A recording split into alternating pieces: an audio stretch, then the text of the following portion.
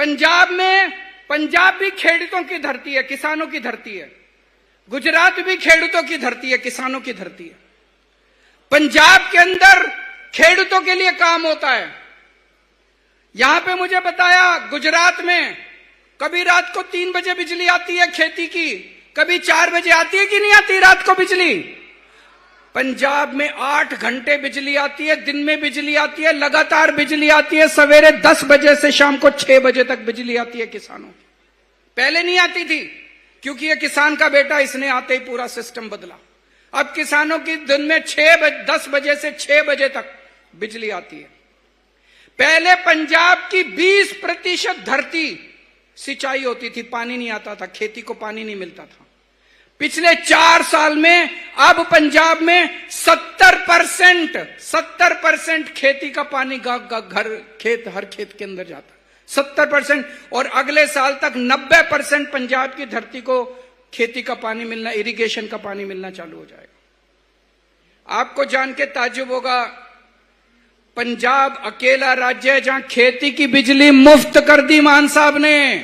खेती किसानों को पैसे नहीं देने पड़ते, खेती की बिजली मुफ्त है। गुजरात में भी खेती की बिजली मुफ्त है क्या?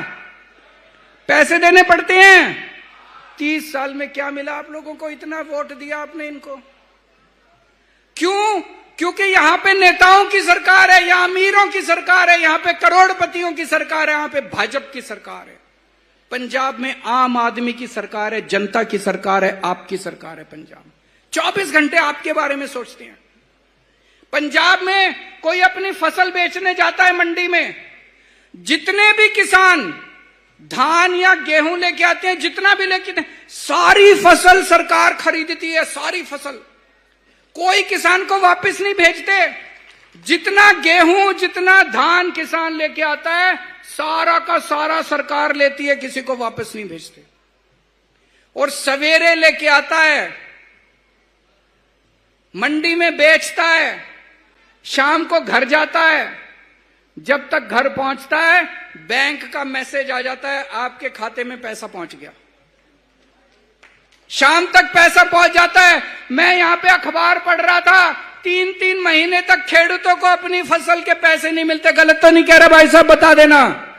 3-3 महीने तक पैसे नहीं मिलते आप लोगों को। क्यों? यहां नेताओं की सरकार है, उन्हें परवाह ही नहीं है आप लोगों की। वहां पे आम आदमी की सरकार है, खेडूतों की सरकार है, किसान का बेटा मुख्यमंत्री है वहां पे।